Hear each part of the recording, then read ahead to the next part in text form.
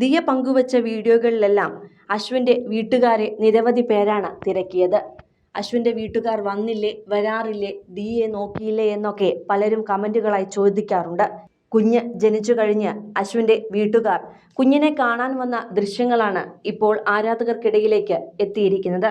കുഞ്ഞിനെ വാത്സല്യത്തോടെയും സ്നേഹത്തോടെയും ചേർത്ത് പിടിച്ച് ഓമനിക്കുകയായിരുന്നു അശ്വിൻ്റെ അമ്മ മീനമ്മ. അമ്മയ്ക്കൊപ്പം അശ്വിൻ്റെ ചേട്ടനും ഭാര്യയും മകളുമാണ് എത്തിയത്.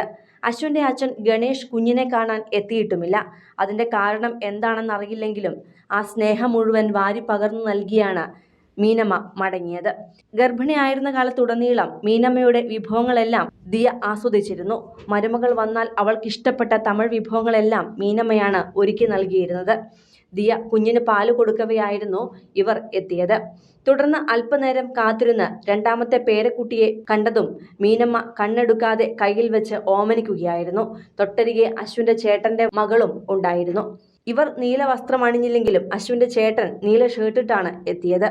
ചേട്ടത്തിയമ്മയും മകളും ബ്ലാക്ക് റെഡ് നിറത്തിലുള്ള ഉടുപ്പുകളാണ് ധരിച്ചിരുന്നത്.